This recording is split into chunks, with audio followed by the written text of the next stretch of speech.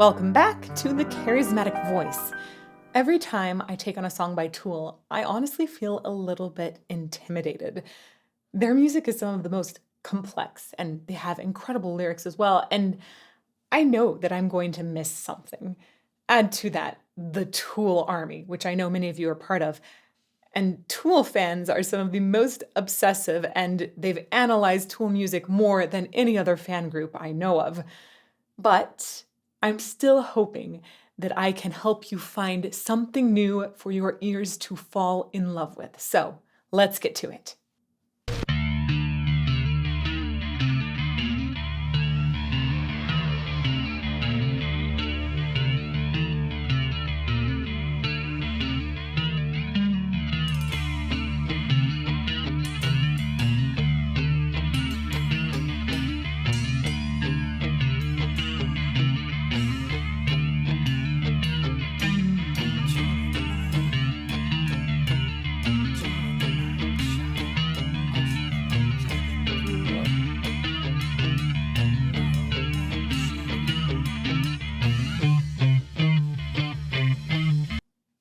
Oh, we're gonna go back to the beginning.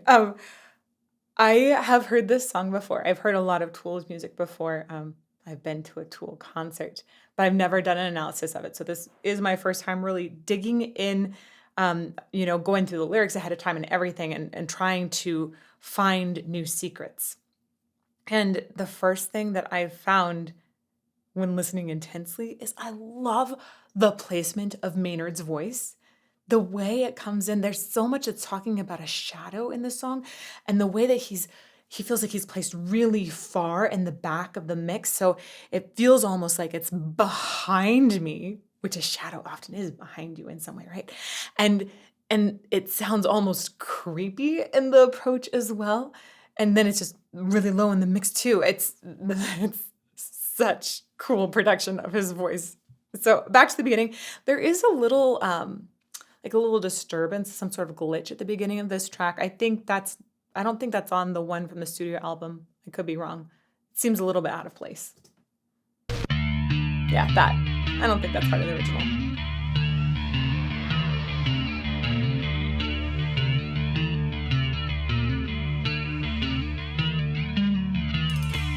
Huh. Sort of another thing here. This song is it's about self-evolution, essentially, when you get into the lyrics more, which we'll talk about a ton. But I think it's really interesting in this very initial sound just to consider how that sound evolves too, right? There's all kinds of ways you can evolve a sound with different digital effects these days. This one sounds like there's a filter that's shifting.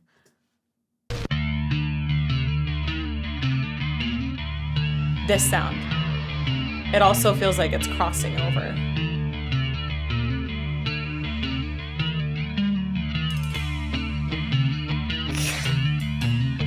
I love that light touch that Danny Carey has here.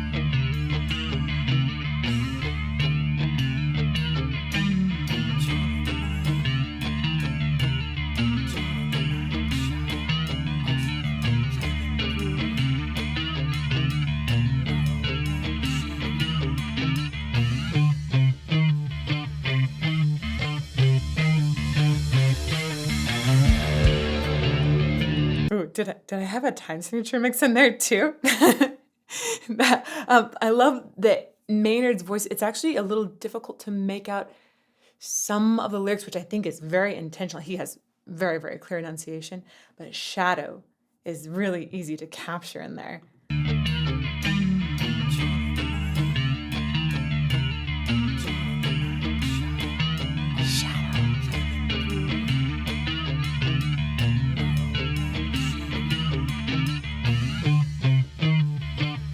That's funny. Yeah, it almost sounded like we had a little truncated measure in there where I sounded like I got like a 3/4 and then went back to 4/4. I remember the only concert I've been to from Tool in the Phoenix area, and watching Danny Carey play the drums and listening to the way that it's like I feel like he can just split his brain into so many different compartments, and he makes the drums sing, or like they each different parts of a drum kit, or different, I shouldn't even say just drum kit, there's so many different percussion instruments he uses. It's like they all have conversations sometimes at the same time and at different speeds. It's really, really phenomenal.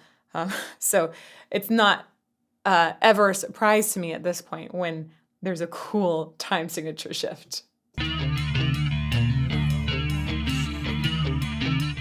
I love that placement of Maynard's voice. That's perfection in the production.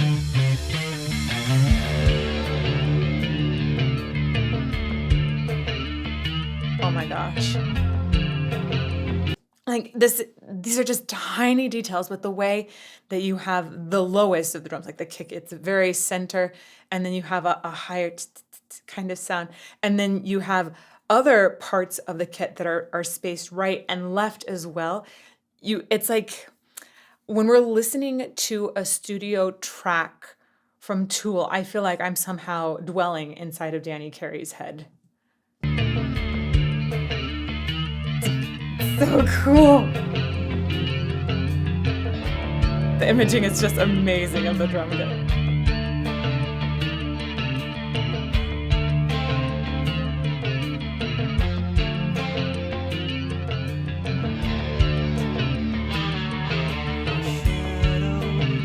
And just to put out here, in this last section, it's all been in 4/4.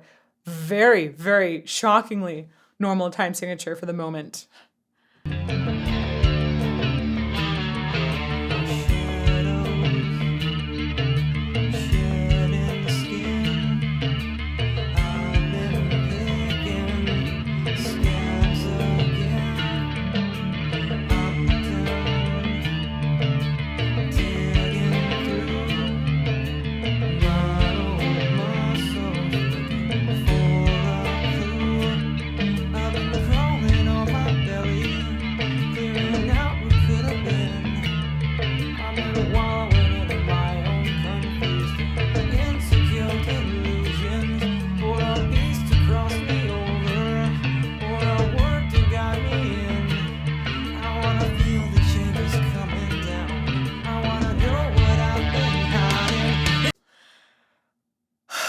One of the best things about Maynard's voice is the way he contains intensity. It feels like it seeds.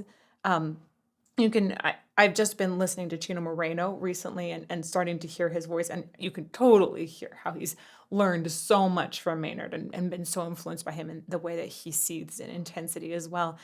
Maynard has an incredible, pristine delivery in this part, yet you feel this just contained emotion it feels like it's boiling. Let's go back. Ooh. Further.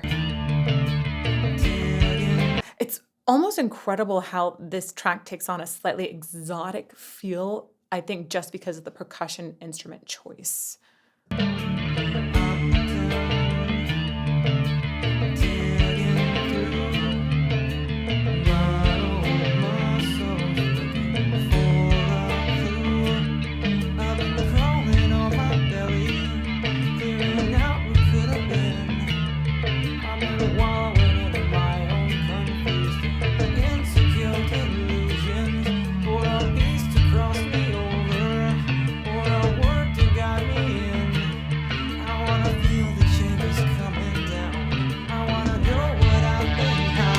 So I'm watching some lyrics over to the side because I'm really thinking, like, how has Maynard chosen to set these words? First of all, coming up with these words is incredible. I loved reading these lyrics ahead of time and feeling like, oh my gosh, I relate to this on so many levels. I feel like it is personally for every single person. If you've grown in your life in any way, which we all have, you can relate to the lyrics of this song. That's incredible to be able to write something that is so relatable to every single person on the planet. But then there's a way that he's singing them, and there's this pattern. I'm trying to figure out how he's setting that pitch pattern with these words. It's fascinating.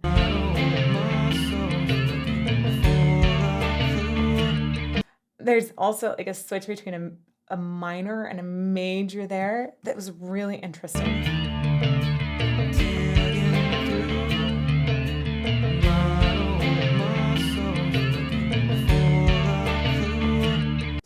That's interesting. Looking for a clue has a sort of uplifting feel, right? It's more major there. And uh, there are moments where it feels like it's a little bit drudgy that feel more down in the music. And often that's going with what I think are lyrics that might be like a tougher time. And then there's hopeful moments in there. I've been crawling on my belly, clearing out what could have been. I'm the wallowing in my own confused, insecure delusions. This is so interesting. The way he's set the words here, he's leaning so heavily on the natural flow of speech. If you were to just say these words, they would have a very similar rhythm to what Maynard is singing. I've been crawling on my belly, right? That's exactly how he sang it, clearing out what could have been. So his pitch choice, even though there's this really interesting repetitive pitch pattern in there, it's all circling around what these lyrics naturally have when you just read them. And that's part of what makes it easier to understand, too. I'm going to go back just a little bit and let him go.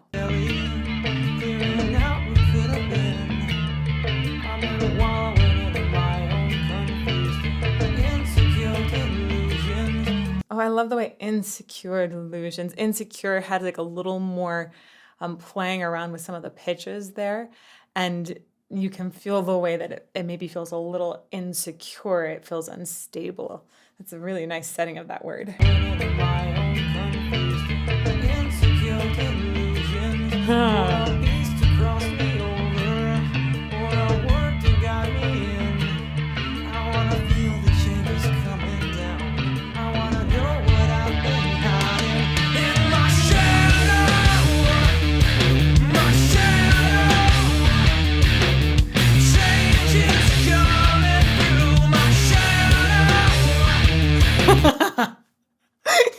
Oh gosh, I'm so excited about this vocal nerd moment that's about to happen.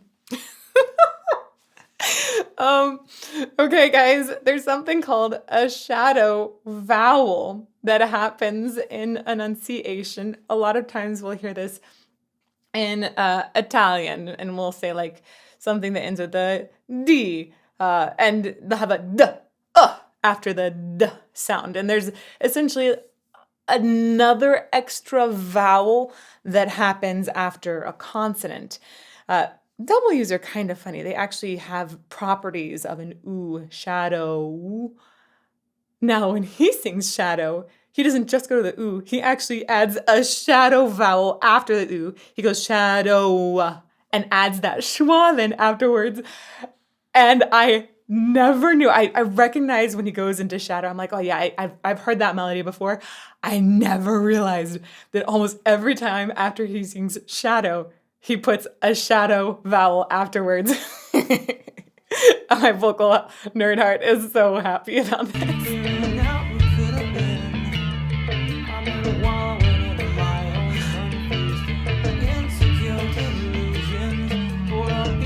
Oh, I went back far.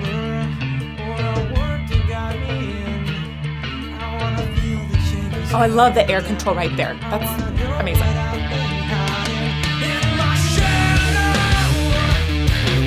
He even goes down on a different note for it.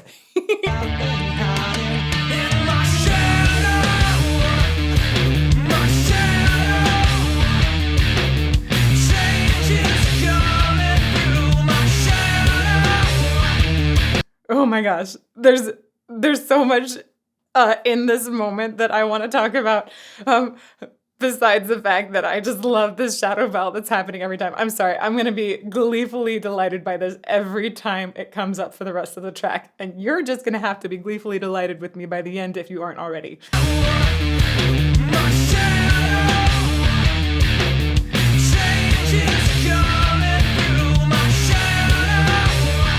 So the way he alters one of those pitches in there and drops it down a half step from what we'd expected, like what the essentially the key was set, that happens on change. She alters it, which shows us that a change is occurring when this in this all, and there's a certain fluidity within the key signature, which is fascinating.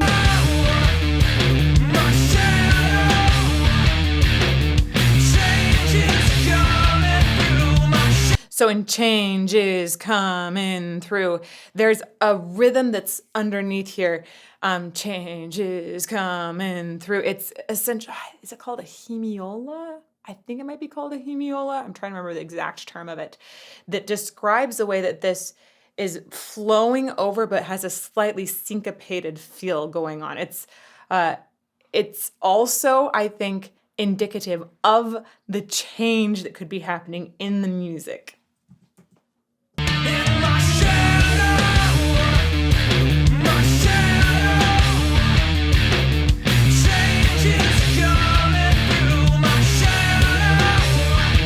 And then add to that, the moment he started singing this part, we got the much heavier Maynard voice that has that extra distortion on top. I think that's kind of distortion, the amount he has, it feels so reminiscent of different kinds of distortion you'd use on rock guitar. And there's just a little like that extra layer of grit, which I think Maynard is producing in a really healthy way. You hear his clean stuff, the total pristine beginning, and then you hear when he adds this little bit of grit. I don't think he's doing anything to hurt his vocal folds. He's just really good, I think, at triggering that gritty area without damaging the true folds. Let me go back again. That's so clean. And then this heavier sound.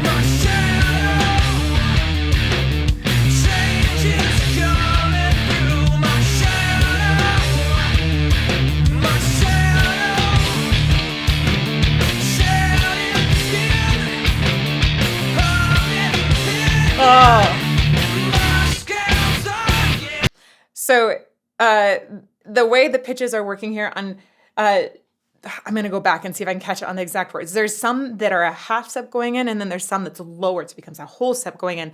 And that's the difference between it being major or minor. And that is very, very important to the overall feeling of the song. That's what I was talking about, that sort of different modality when it's switching back and forth. Very interesting when you put it together with the lyrical context.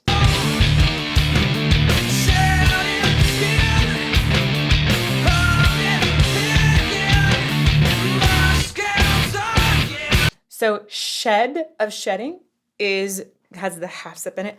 I've has got the lowered step. So we've changed there, and it's got a darker feel to it. So I've been picking. So shedding skin is a good thing. I've been picking. Ooh, my scabs again goes back to that like a better feeling surrounding it all. So I would say that just listening to the harmony and how it's shifting here, shedding skin is definitely a positive thing. I've been picking, it feels like, okay, that might be a negative thing. Maybe you shouldn't pick at your scabs. That can leave more scars. It's, just better to let them fall off. But scabs, again, that's actually a good thing, because the scabs are a sign of the dead skin sloughing away. This is my interpretation with all of that musical goodness behind it. You might have a totally different one, and that's totally okay. I think that Tool means for each of us to have a very personal interpretation. Let's go back a little bit and keep going.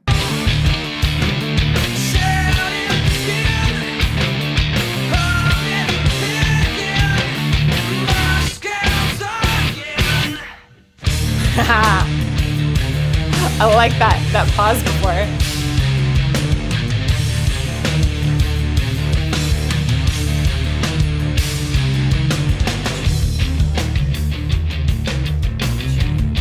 Ooh. They're doing it again. They've produced his voice, so it's really, really far back. He's back to that sort of super, super clean style of singing here with that crazy bottled up intensity. But the way that his voice has been shifted back there, it definitely feels like this is his shadow that's speaking at this moment. And then there's a moment where he's like bursting through in the chorus. I'm gonna relate that a little bit more to the lyrics because I'm curious now with that new understanding of how they produce his voice, what that means. I think there's got to be a lot more deeper meaning to it.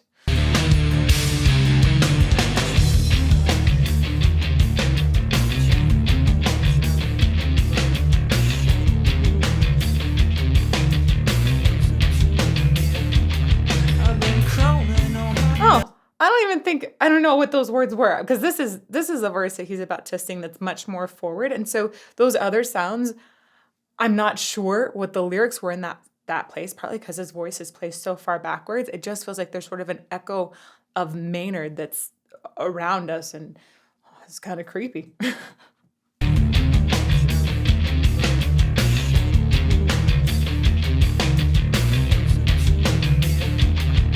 been crawling on my belly, clearing out what could have been.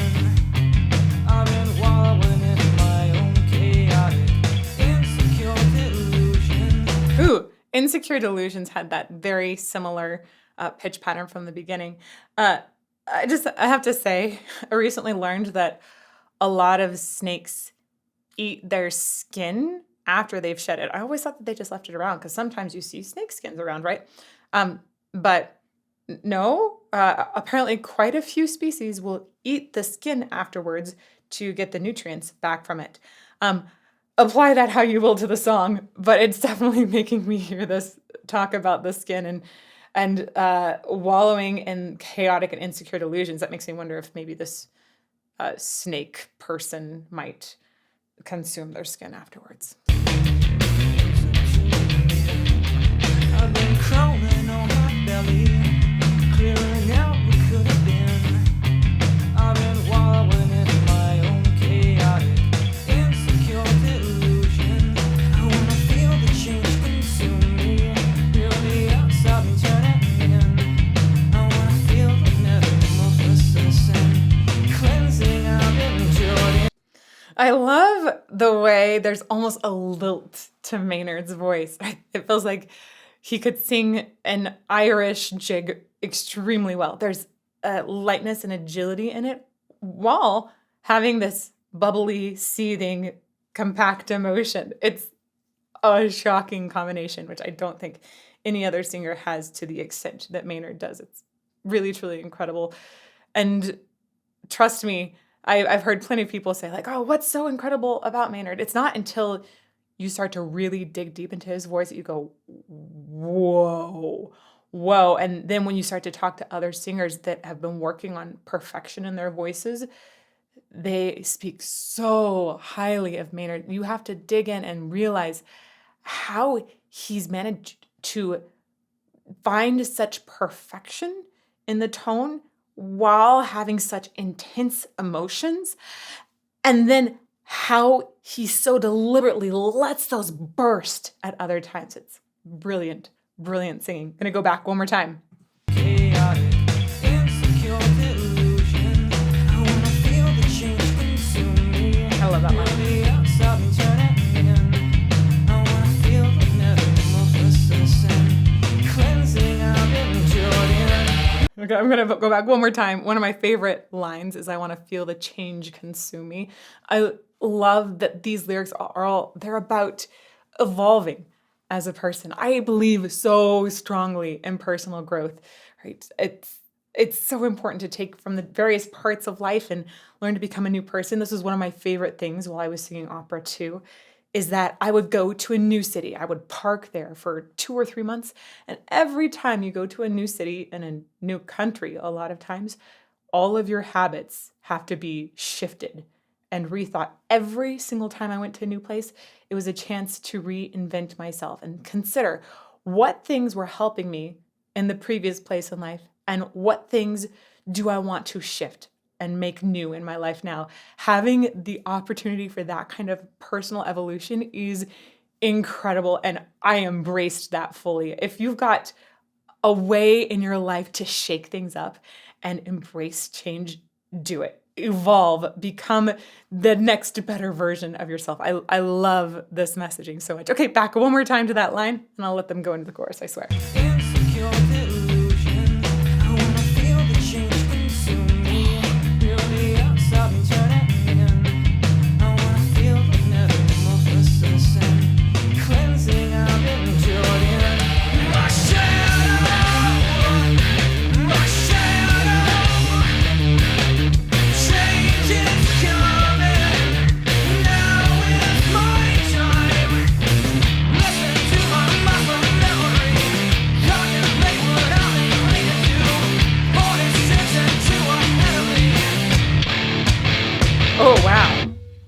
That's an awesome section. It's so jagged in the rhythm, right? There's hits where you don't expect them, and then the melody is so angular as well, and of course, perfectly executed by Maynard. Man, I just realized I don't know if I've ever heard something from him that I didn't think was some semblance of perfection. Even in some of his other music, like Pussifer, which feels like it's meant to be a little more casual, it still feels like a casual level of perfection. It's shocking. Change is coming. Now is my time. Listen to my muscle memory. Contemplate what I need to do. 46 and 2 ahead of me. Oh, that's also a really cool shift. Let's talk a little bit about muscle memory in voice. The whole process of how a person creates a sound on pitch is sort of mystifying. It's this combination of hearing a pitch and then finding whenever you create a similar vibration in your throat that there's a vibration that matches the vibration you've heard in another spot, that it's actually a very, very complex function. And to then later say, oh, I want to make that same pitch, not trying to match vibration, you have to remember what that felt like. This is why pitch matching sometimes is extremely, extremely elusive to some people. That's something that can be developed very early on, and it can be improved later too. But honestly, it's one of the hardest things if somebody isn't naturally talented in pitch matching to greatly improve. Can be improved. It just is harder for some people to improve than others.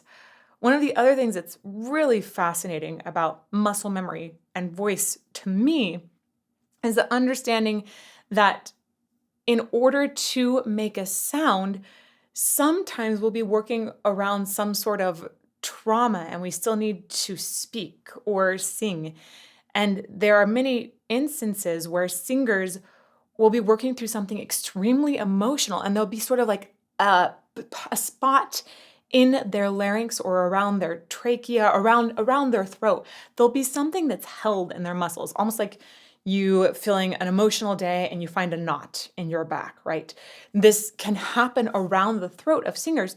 And they'll get this hold and they have to learn how to sing around it. And then there can become these habits of singing around it. And maybe it starts to feel a little bit hoarse and you can get to dysphonia and your muscles have learned to sing a different way that maybe isn't necessarily the most efficient way. So what happens is singers will often learn how to work through emotional and maybe even work trauma and be finding these different paths that they then have to work out with both their mind and their voice and their body all at the same time.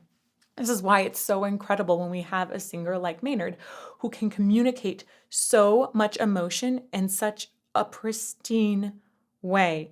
He's able to have the seething fury without there being any sort of block to the actual vocal production. We hear emotion, but there's not something that's held in his throat. It's just an impressive wiring of his muscle memory to allow the emotion to pour through rather than there being something held.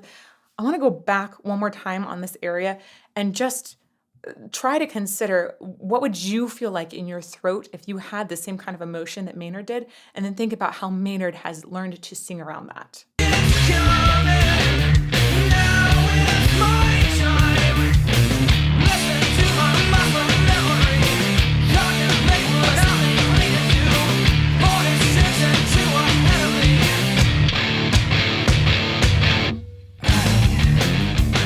Oh, that's so cool.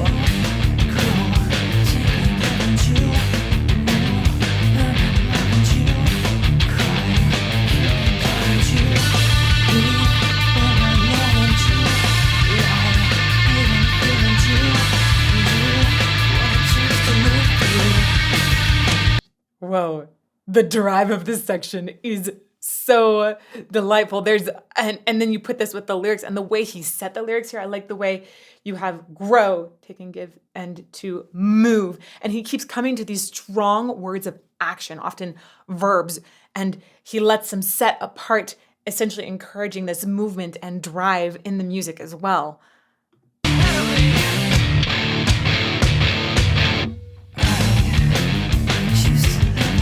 Right, this feels like evolution.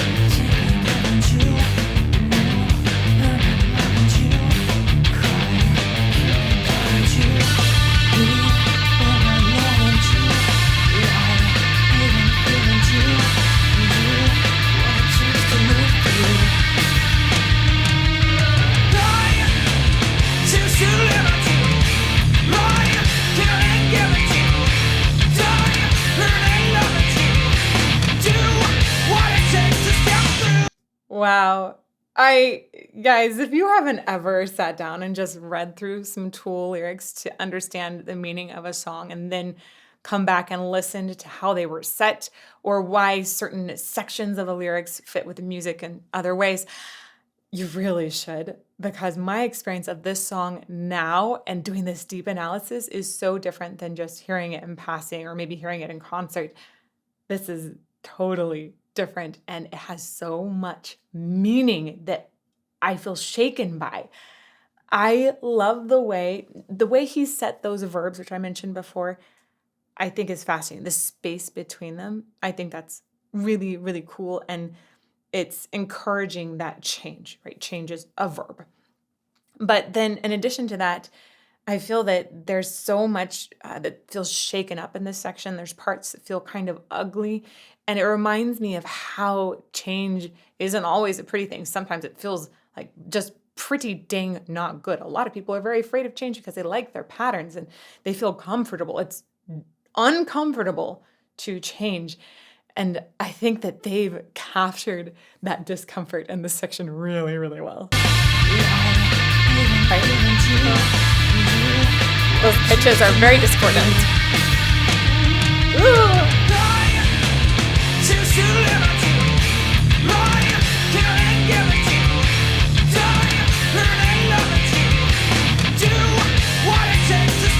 Okay, I'm gonna go back one more time. All of those different drum fills by Danny Carey are so good. Okay.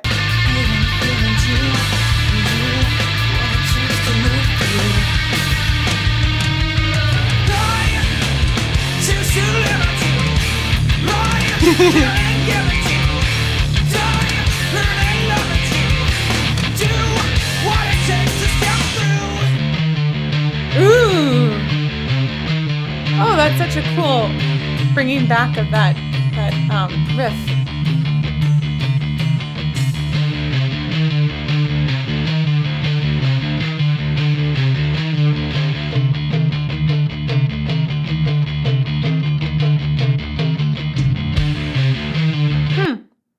I think that because this has that exotic feel, somehow it feels like this last section was changing and evolving, and then we suddenly came back to these riffs, and something about them feels evolved, like we've made it to a higher level of being.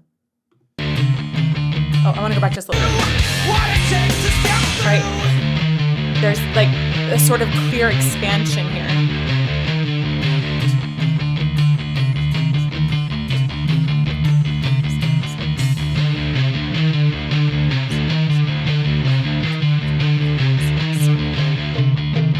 Oh my gosh. There's definitely measures of, I want to say 7/4 in there, but then it sounded like we went back to 8, which would fit into a 4/4. So I was like, oh, is this a 15/4? There's,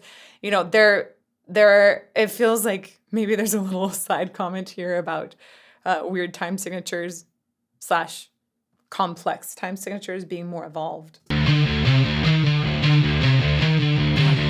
3, 4, 5, 6, 7, 1, 2, 3, 4, 5. Oh, that might have been an 8 one there. I love the way they blend it.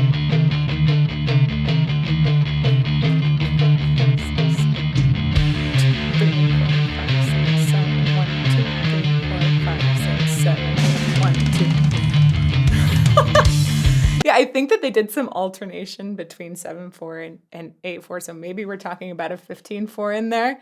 Um, it's really cool the way it keeps flipping back and forth, and it feels almost just not almost, it feels difficult to catch the fluidity in this sort of pattern, which makes me feel like I'm trying to grasp at a higher level of thinking.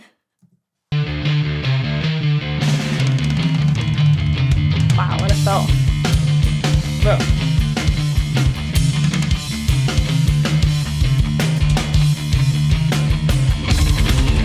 Ooh. Okay, my personal interpretation of that musical section was how you can feel so disjunct when breaking old habits. It's very, very, very jarring.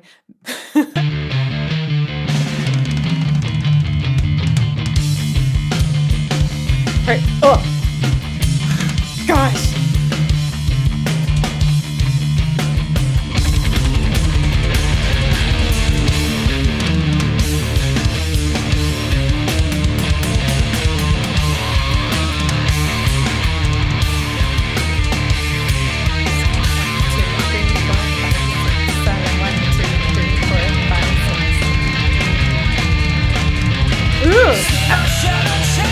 Oh, that was a really cool evolution and growth into this section. Definitely had a lot of 7/4 happening in there.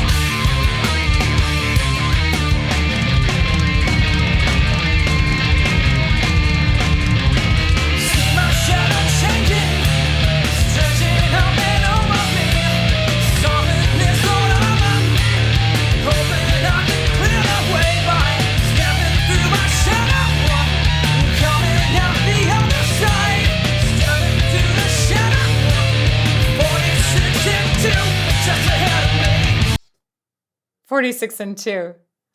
I always thought that's a weird title for a song. And then I looked up a little information on it. I guess 46 refers to chromosomes, and 2 might possibly refer to the next level when you get more chromosomes and you evolve. I think that's such a cool title, and I love that he references it here.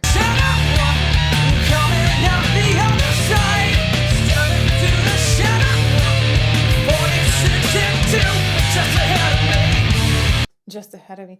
I think it's fascinating because I already feel like the main voice in the song, Maynard, really has had so much change. But it's true that a lot of times you shake things up, but then you don't know where they're going to settle. Have you?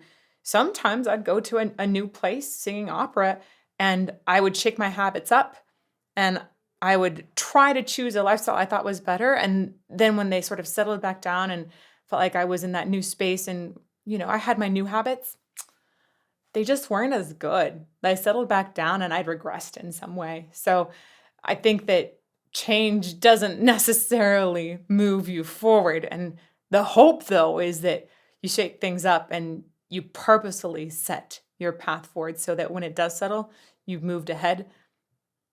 The hope is that sometimes you got to be careful.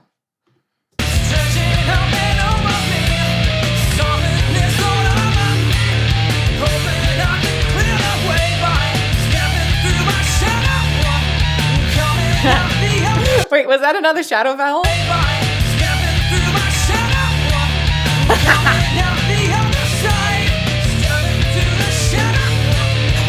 Another one.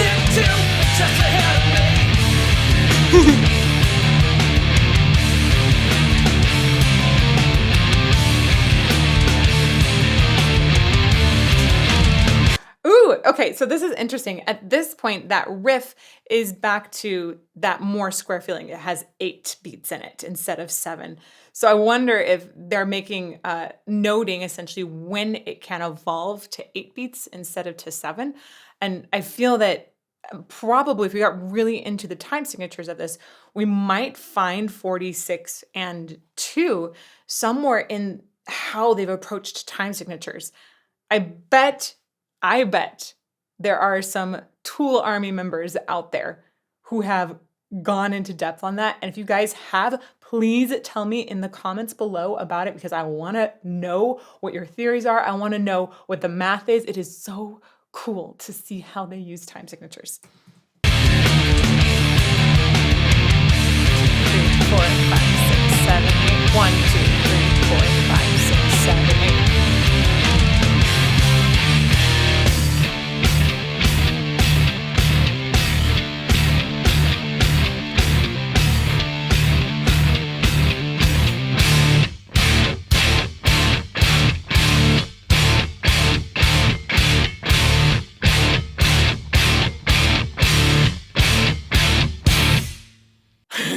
Awesome. I love feeling like there is still so much more to find in this song. There were so many incredible moments. Again, I especially love the shadow vowel in the word shadow. That I can't nerd out about that enough. But there were so many great moments of realizing how he placed lyrics and how that went within the music. Ah, glorious, glorious, purposeful composition. I love getting to analyze Tool. If you want to see some more analysis of Tool, you can check out this post over here, and may you fall more in love with music every day.